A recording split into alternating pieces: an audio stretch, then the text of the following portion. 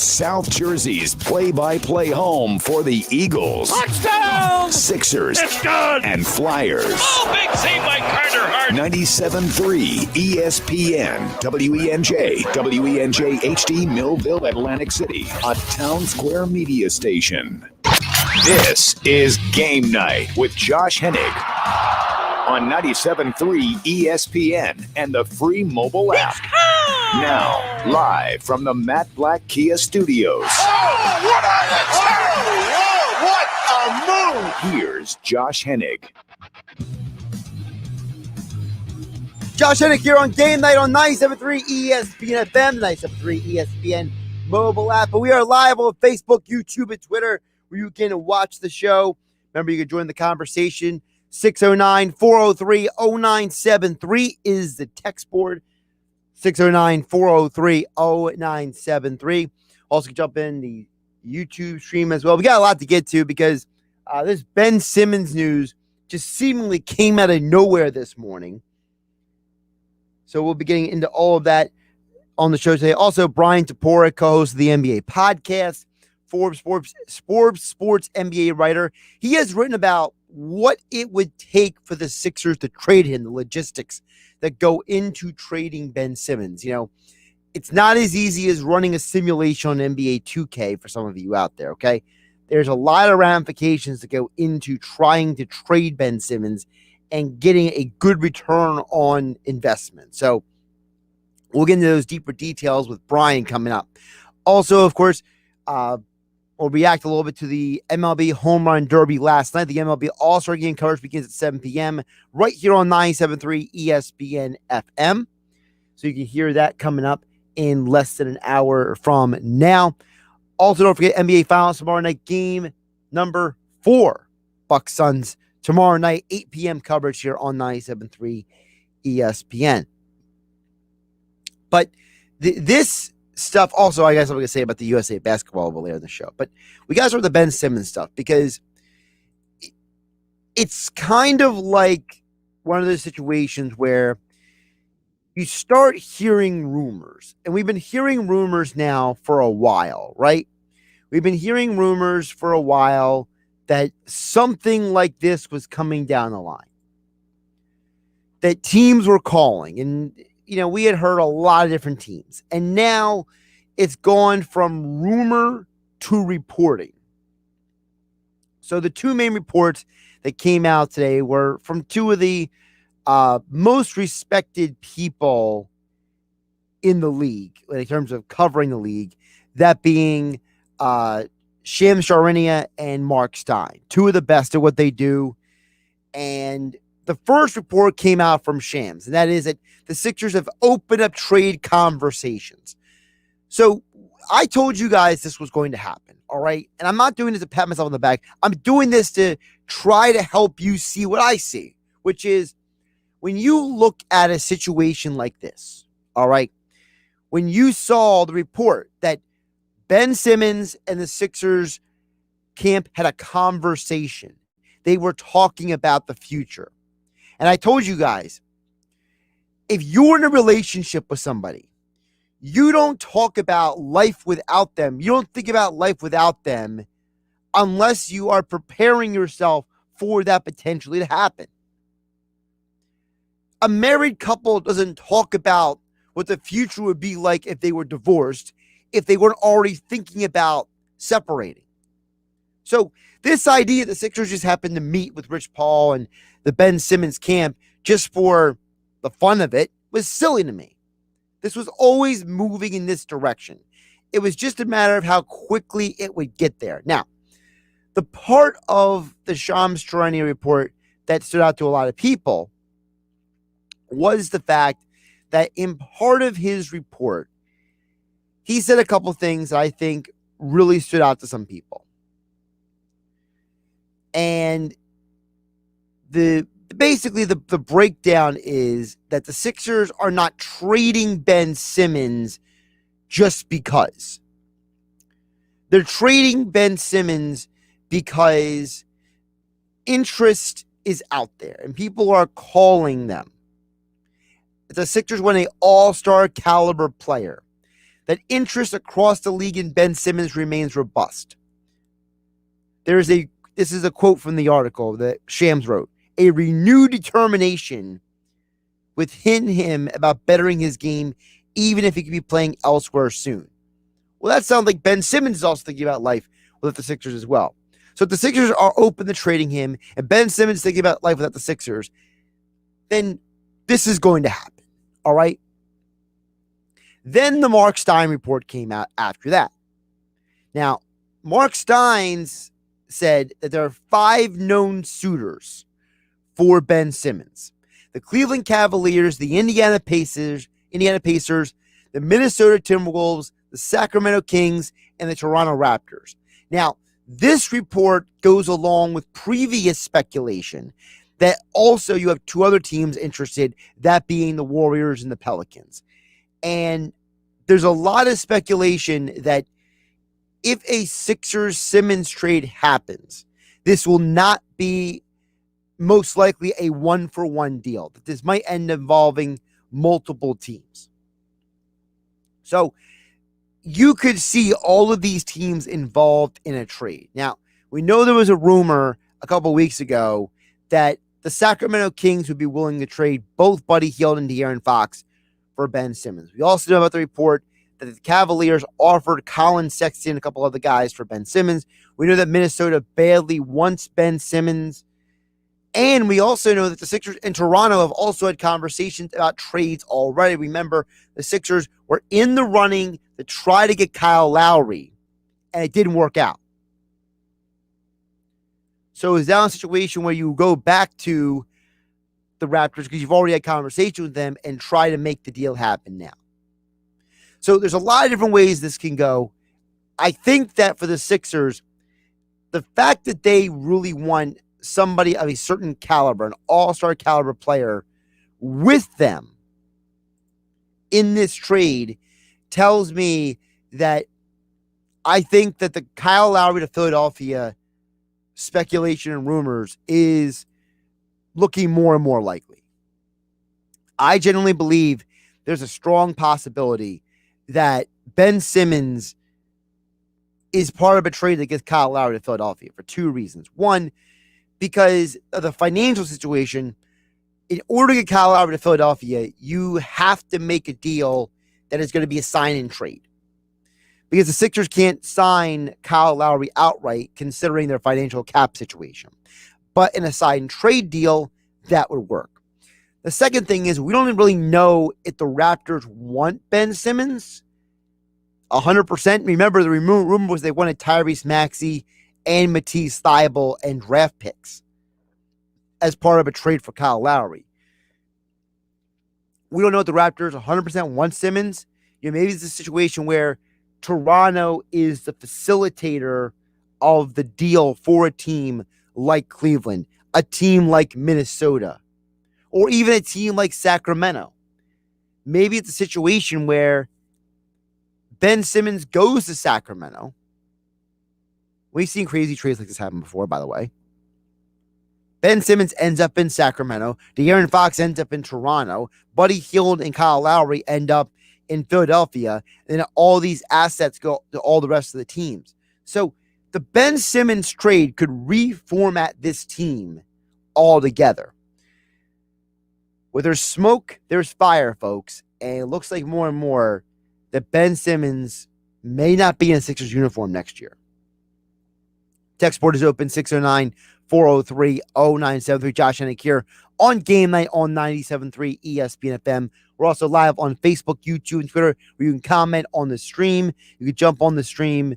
Just follow 97.3 ESPN to watch the show. We're live at the Matt Black Kia studios. Matt Black Kia, they want to get you approved today. Matt Black Kia, Black Horse Pike, Egg Harbor Township.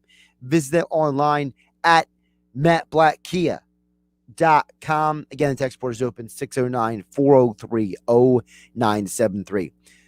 The other side, as you got to remember with the Ben Simmons trade, is that if they do trade him, you're going to see changes to the offense. You can't run the offense the same way you did with Ben Simmons without him. I know that seems like Captain Obvious a little bit, but it's really not. Because, remember, this organization has functioned on the idea that Ben Simmons was a primary or one of the main two ball handlers on offense, on possessions, on breaks, on change of possessions, all kinds of situations. Ben was a primary inbounder, for example. He inbounded on a lot of plays. There's a lot of scenarios that are going to have to change without Ben Simmons. I know for some Sixer fans, like, I don't care, good riddance. But you also got to remember that this could be the move that the Sixers need to potentially win a championship. I told you guys before, I don't think Ben Simmons will ever reach his potential in Philadelphia, and I wasn't sure if Ben Simmons would win a championship with Philadelphia. So he can't meet his potential, and he can't win here. But if you get the right player, I would love Kyle Lowry in the Sixers uniform. You've heard me say that many, many times before. I am all on board for the Kyle Lowry experience in a Sixers uniform. And if you could end up with anybody else aside from Lowry in a trade, I'm 100% for it. Because when you watch this team in the postseason last year, when Danny Green went down, they had nobody on the floor to step up and make things happen. And by the way, speaking of Danny Green's a free agent. Korkmaz is a free agent. You're going to have to make a choice between the two of those guys. And I am unequivocally picking Danny Green. I am done with Furkan Korkmaz. I am over this whole idea that he is going to play a role for the Sixers in this. They need more veteran experience. They need more guys who are going to play that aggressive style defense around Joel Embiid. If Doc Rivers is serious about wanting to have a top-tier defense during the regular season, during the playoffs, you're going to have to get a guy like a Kyle Lowry. You're going to have to get a guy who's willing to play defense. And we know that Danny Green and Kyle Lowry like each other. We already know that getting Kyle Lowry could be a key into getting different players. Now, the other side of the reporting out there that I have to address is the extensive rumors about the Damian Lillard to Sixers thing. And let me ask you guys just a question.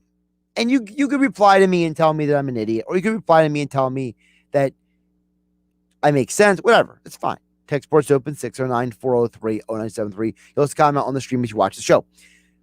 Why would the Blazers hire a man in Chauncey Billups who was on Damian Lillard's short list?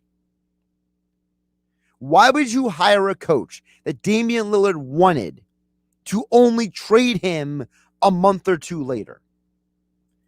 That would make zero sense to me. Why on earth would the Blazers want to trade a guy who they literally hired the head coach that he wanted? There were numerous reports.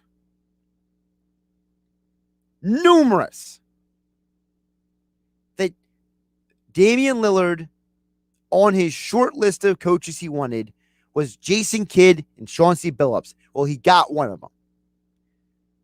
So then why would you trade Lillard if you gave him the coach that he wanted? So I don't care how much everybody loves Damian Lillard. I don't care how much the Sixers would love to have Damian Lillard. I don't care how much Sixer fans are pining for Damian Lillard. Until someone gives me a good reason why the Blazers would trade Damian Lillard, I think it's all hogwash. All right, we're going to get more into the Ben Simmons stuff, more of the logistics, more of the particulars with Bryan Toporek, co-host of the NBA podcast. Also getting more of the particulars of what a Sixers trade this offseason could or would look like. He's also a writer for Forbes Sports.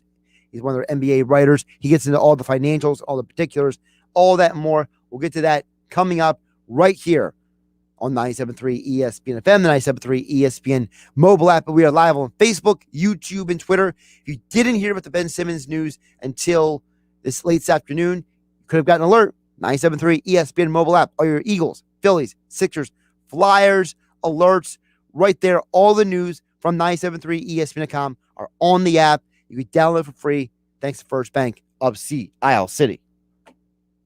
The Midsummer Classic. The 2021 Major League Baseball All-Star Game. He's the most remarkable and most exciting player in the game right now. Shohei Ohtani, Aaron Judge, and Vlad Guerrero lead the American League. They'll face Fernando Tatis Jr., Freddie Freeman, Ronald Acuna Jr. The 2021 Major League Baseball All-Star Game. Coverage begins today at 7 Eastern on ESPN Radio. Listen to Major League Baseball on 97.3 ESPN. On some models excludes Corvette with GM financing, excludes prior sales. See dealer for details. By now, most people know that nobody beats a Bennett Chevrolet deal. Because when you buy a new Chevy from Bennett, you pay the same as any GM supplier employee pays. That's right, not 1 cent more. Plus, Bennett gives you all the rebates that can add up to 25% off MSRP. That's up to 25% off. And of course, Bennett Chevy has 0% financing available. Think about all the ways you save at Bennett Chevrolet. Plus, right now, we want your trade. So we're paying a minimum $7,000 for any clunker. You heard right, a minimum $7,000 towards any pre-owned in stock. Nobody pays more than Bennett. You can imagine how much more we'll pay for a good trade. And there's more. You'll never feel any sales pressure and never waste time with stressful negotiating because our non-commissioned sales staff is paid on your satisfaction, not how much you spend. Nobody beats Bennett Chevrolet, and we mean nobody. Find new roads at Bennett Chevy, Egg Harbor Township, and BennettChevy.com.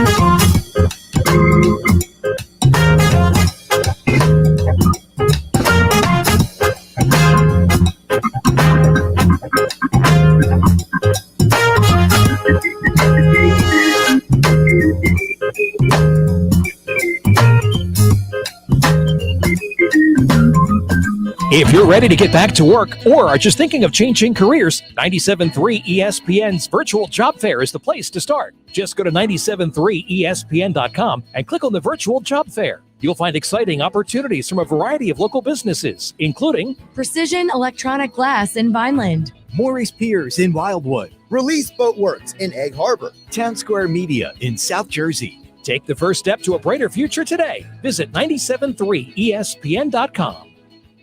Powerball is now at $137 million. Stop searching for four-leaf clovers and take a chance on Powerball today. With a jackpot win, you could have the power to do it all. Anything can happen in Jersey. You're listening to Game Night with Josh Hennig on 97.3 ESPN and the free mobile app. Josh Hennig here on Game Night on 97.3 ESPN FM, the 97.3 ESPN mobile app. We are live on Facebook, YouTube, and Twitter. You can watch the show. Just follow 97.3 ESPN. We're going to get more into the Sixers conversation right now, get more details on if the Sixers trade Ben Simmons, how does that happen? Well, the man to talk to about that, he's been joining us each and every week throughout the NBA postseason, and we appreciate him joining us again. It is Bryan Toporek. He's the co-host of the NBA podcast, and he's also a writer for Forbes Sports covering the NBA. And he joins us right now on Game Night on 97.3 ESPN. Bryan, how you doing today? I'm doing well, Josh. How are you? I'm doing pretty good. And, I'm not saying this to pat myself on the back. I'm saying this because, as I was telling the audience earlier, I want them to see what I see, Bryan, okay?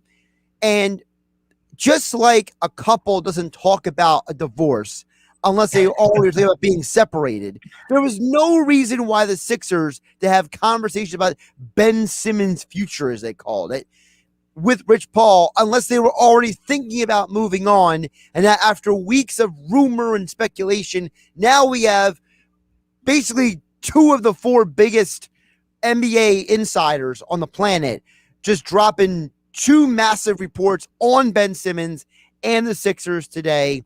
So before we get into any of the real details, what was your reaction to the reports that came down today? Honestly, not surprised. I mean, I think it's pretty clear that they're at least going to shop him. They shopped him for James Harden. Daryl Morey is not married to Ben Simmons. He's proved already, even before this playoff collapse, that if he sees an opportunity to upgrade the roster, that he will. I think if anything, if you're hoping that they don't sell him for pennies on the dollar, the report from Shams Charania of The Athletic should be encouraging, because that report said, Ben Simmons still has a lot of interest around the league. He still has value. It's not like teams are going to offer a top 55 protected second round pick for Ben Simmons. They're going to get something back in return. And B, they said if Morey doesn't get the offer that he wants, he might just be willing to stand pat. Well, we have to think, though, Bryan, that the part of that report probably came from somebody in the Sixers organization, right? That's them putting out in the public that Morey isn't going to trade him for a bag of peanuts, and just let you all know, I'm not taking anything less than the best you can offer. So part of that would be also your little posturing through the media. We know how this stuff works. People need to understand that some of these reports are put out there because people on different sides of a conversation are trying to accelerate some of those conversations with the other people to let them know how serious they are. Yeah, it's always a fun game to decipher who leaked to who or where these reports are coming from, because there are certain paragraphs that are like, okay, that is just directly from the team, or that is directly from Ben and his agent. So figuring that out is always a fun game at this time of year. But you're totally right. I mean, this is coming from somewhere, whether it's the Sixers, Simmons and his camp, or the other teams involved. They might be leaking this information as well to let other teams know, hey, if you're trying to trade for Ben Simmons, we're in this too. Or if you're trying to trade for some of our players, well, we're thinking about trading for Ben Simmons, so get your best offers in now, because the NBA draft is coming up, free agency is coming up in a couple weeks. This is the time that if it's going to happen, it'll probably be in these next few weeks. Now, before we break down each team, I want you to describe something that you explained in your Forbes Sports piece, which is you were explaining how in order for a trade like this to happen, the money has to match. So before we get to the teams, can you explain that for the audience that maybe doesn't fully understand how NBA economics work? Because this is something that is very much a part of this situation. Yeah, so because Ben is earning, $30+ million, the Sixers they can't get back, or they can't get back a ton more or a ton less than what they're sending out. So they can get 125% plus $100,000 in terms of salary that they're taking back. But the sign and trade is where things get even more complicated. For a guy like Kyle Lowry, let's say they want to bring in Kyle Lowry, but they don't want to give up Ben, Tobias, or Embiid. It's almost impossible to do that, because if you get a guy via sign and trade, you aren't allowed to exceed a certain amount of money. It's called the apron. It's going to be about $143 million.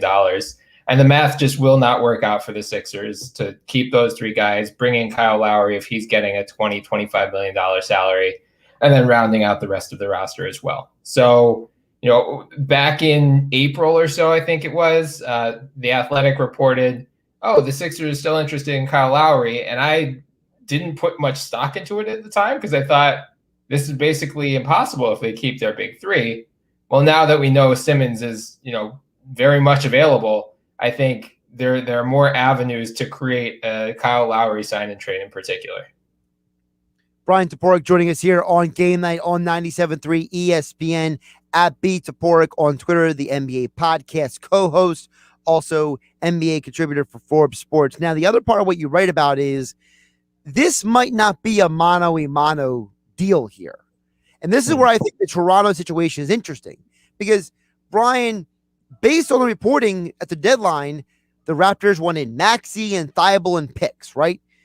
So that doesn't sound like to me the Raptors are like volunteering, like, we desperately want Ben Simmons.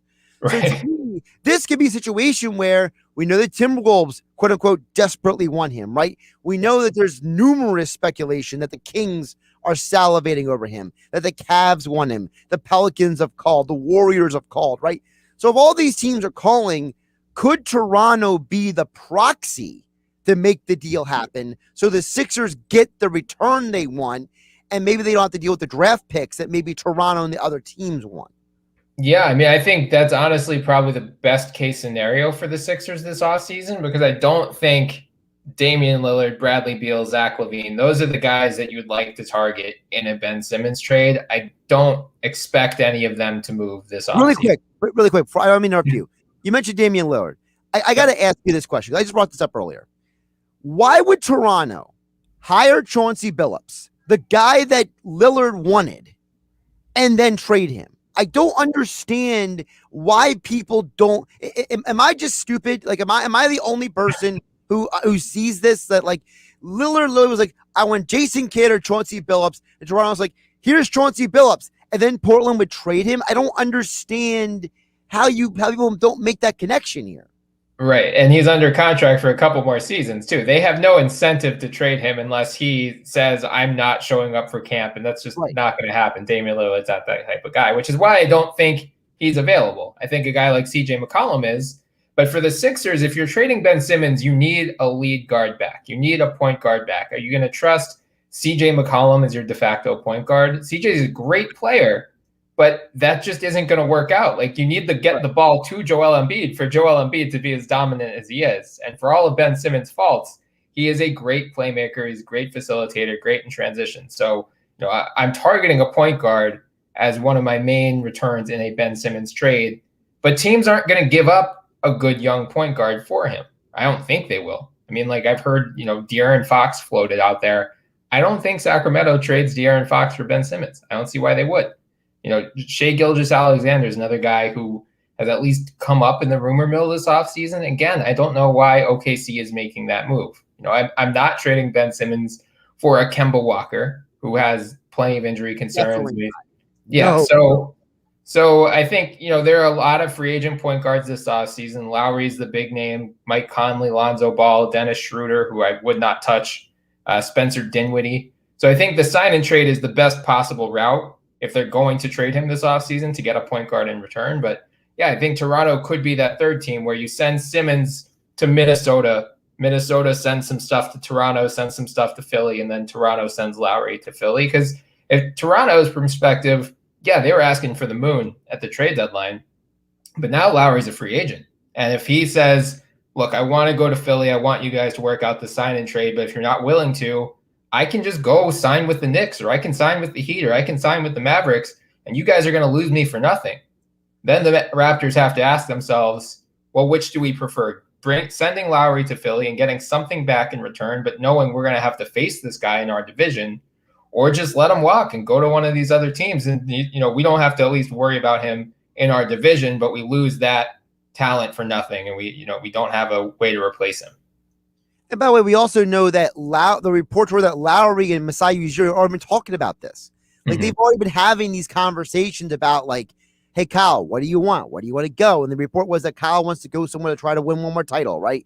So I'm assuming that there's already a groundwork here for those conversations to be had. It's not like this is just coming out of the blue here. That's why I think the Lowry thing right now makes the most sense. Who the other team is, I don't know. Because here's the thing with Minnesota, Brian. The one report that came out is Minnesota will trade anyone that's like Karl Anthony Towns or D'Angelo Russell.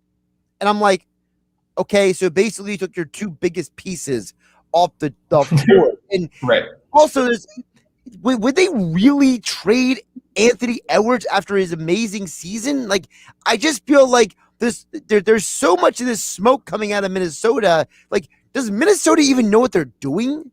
Right. Right. I mean, I don't think Anthony Edwards would be obtainable for Ben. And so that's the thing. It's like Minnesota wants Ben Simmons, but doesn't want to give up any of his three best players. There is no package that makes sense for Philly if you're just doing a 2-team deal. Like Malik Beasley is a great player, but Malik Beasley, Ricky Rubio I don't know about a great player. He's a good player. Yeah, he would be nice in Philly. Like if you do a 3-team trade where you send Beasley and Lowry to Philly, and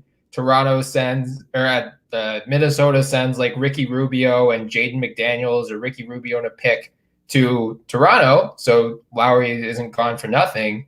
That's the type of framework that could make sense. I think Philly would still want more than that, but that's the idea behind a multi-team trade rather than just a straight up Minnesota for Philly, where there's no compelling offer Minnesota could create without one of its three best players. Well, the other problem, Brian, is remember they don't have their first round pick this year. Right. That's in Golden State. So Minnesota to me is like the least likely team right now to be able to make a trade work. I feel like Sacramento, okay, I can see a couple scenarios, right? You have a team like Indiana, they probably want a little change up on the roster, right? A team like the Cavs, I mean, this whole Kevin Love thing, I mean, if that dude ever gets traded, I'll be semi-surprised because I feel like I've heard rumors of Kevin Love being traded for 5 years now. So, to me, I feel like there are other teams that could do things, and Minnesota isn't that team. And speaking of the Cavs, this is what I don't understand, Brian. Colin Sexton is probably going to be a future all-star in this league. Mm-hmm. The kid is a phenomenal talent. He's a hard worker. I mean, literally, I've never heard or read anybody say anything bad about the guy. Right. But yet the Cavs want to trade him? Wait, I'm sorry, what? Yeah, it sounds like, I mean, he's heading into the final year of his rookie contract right now, so he's eligible for an extension. If he doesn't sign one, he'll be a restricted free agent next offseason. It sounds like he wants a max deal or a near max deal, and the Cavs just do not want to pay that next contract. So they are trying to move off now, make that someone else's headache. But I agree with you. Colin Sexton's a great player, and Cleveland's another team that would make a ton of sense for Ben. It's just, again, assembling a competitive offer just between Cleveland and Philly is difficult to do, because I'm with you. Like, Sexton and Love for Ben does not do it for me. Someone reported the other day that that's not enough. They asked an executive, I think it was Jason Lloyd of The Athletic, brought up Sexton and Love to an executive for Ben Simmons, and the exec said, no way, Philly won't do that. They can get more.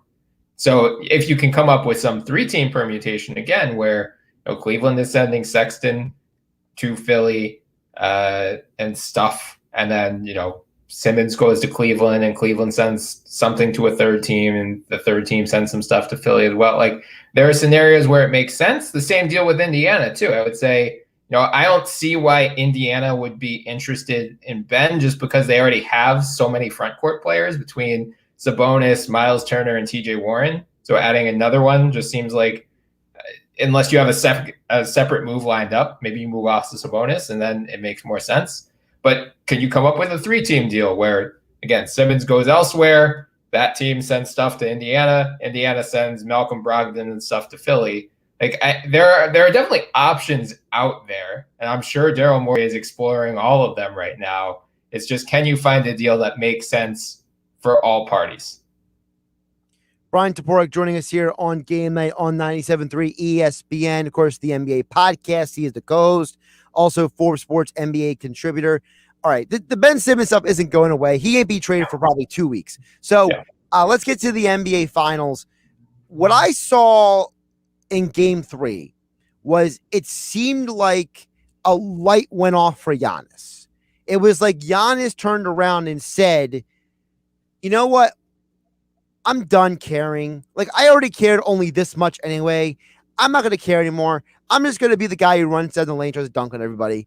And he went up about a 40-10 game, consecutive games now.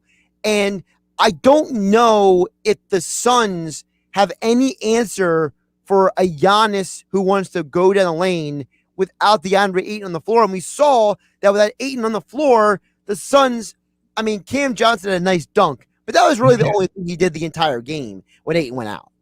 Yeah, that was the big storyline on our podcast. We recorded between games 2 and 3, and we said that's the one way that Milwaukee can get back into the series, is just relentlessly attack the paint. Because without Ayton, now that Dario Saric tore his ACL, is out for the playoffs, the Suns are pretty thin in the front court once Ayton leaves the floor. I think they were a minus 20 in the non-Ayton minutes the other night. I think John Hollinger, I want to say, of The Athletic, tweeted that out. So Ayton got into some early-ish foul trouble. It picked up at the end of the first half, and then he drew his fourth one pretty quickly in the third quarter.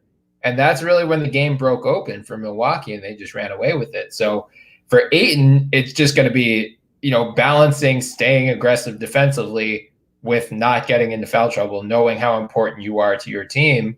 But then, for Milwaukee, it's maintaining that same offensive approach in this game 4. Don't settle for jump shots. You have a massive size advantage over this Suns team. Exploit it. That's the best thing you can do. Giannis, I agree with you. It's like he gave some comments today where he said, he doesn't really care about missing shots anymore. He's trying to lean into his weaknesses, he said. Which is, something, if we want to bring it back to Ben Simmons for a second, that's something that he could really take to heart. And if he did that, he would improve substantially. But it's great to see Giannis reach this level on this stage, especially given the uncertainty about him going into the finals. We didn't even know if he was going to play a week ago, and now he's dropping 40-10 games like he's Shaquille O'Neal. It's awesome to see, and I'm glad that this series, after game 2, it looked like we were looking at Suns in 4, Suns in 5. Now all of a sudden, I still have no idea who's going to win. Looks like it's going to be a long series. Now I'm very much here for it. Yeah, and it's also one of those things where I picked the Suns to win, but I wouldn't exactly be upset if Giannis won. You know what I mean? Like, it's one of those deals where, the star players on both sides, there's no real villain here. Everybody's pretty much likable. You want Devin Booker to win. You want Giannis to win. You want Chris Paul to get his ring. You like DeAndre Ayton. Chris Middleton seems like a nice dude. Drew Holiday does a lot of charity work. There's no real bad guys here. So it's like, there's a party that just sits back, put your feet up, and it's like, I'm just here for a good time, man. NBA Finals. Definitely, yeah.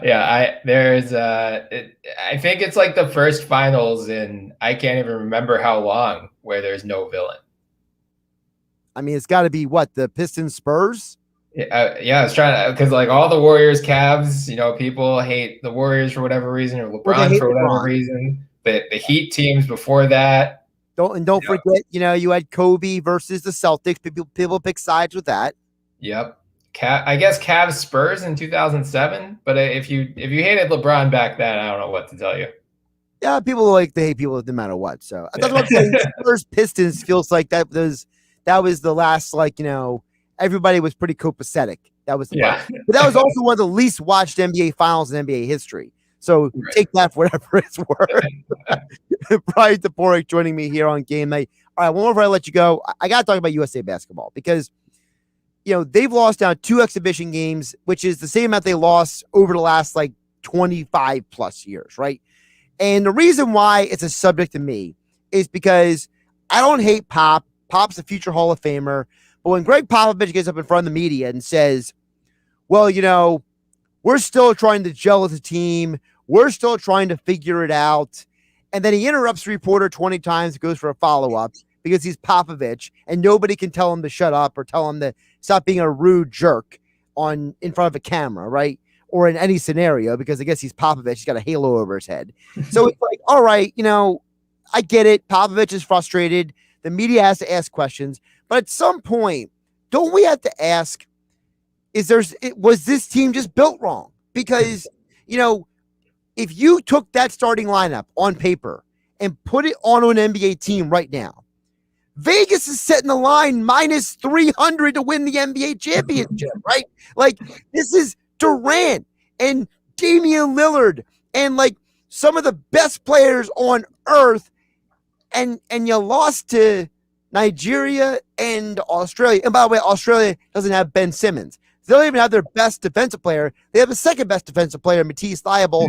And it's like Matisse Thybulle is stopping Kevin Durant, for goodness sake. So what is going on with Team USA, Bryan? Yeah, so I would point to two columns I would encourage everyone to check out. One, SB Nation's Ricky O'Donnell had a piece today about the roster construction problem for Team USA. I think part of it is they're missing three players, right? Drew Holiday, Chris Middleton, Devin Booker are all in the NBA Finals. They will, in theory, all join the team after the series is over. That will help to some extent. But part of it is, especially this starting lineup, they're all just ISO scorers, basically. Like, you don't have a true point guard. I mean, Damian Lillard is the closest thing to it. But, I mean, again, like, their top talents, each of them, Durant, Beal, Levine, Tatum, Lillard, all of those guys are at best as scorers rather than facilitators. They can do other stuff. I'm not saying they're, pigeonholed in like a Lou Williams role here, but they don't have the chemistry that they need right now. I think that will develop in time, but that's certainly one of the problems. They lack true bigs. I mean, Bam Adebayo is their starting center. Other than that, Draymond Green, Jeremy Grant, Kevin Love, who hasn't played competitive basketball in like 3 years now. So, part of that is just the USA is kind of devoid of those high caliber bigs. All the top guys are international. Jokic, Embiid, go on down the line, Gobert. So, they had a limited pool to choose from, but that's been problematic for them.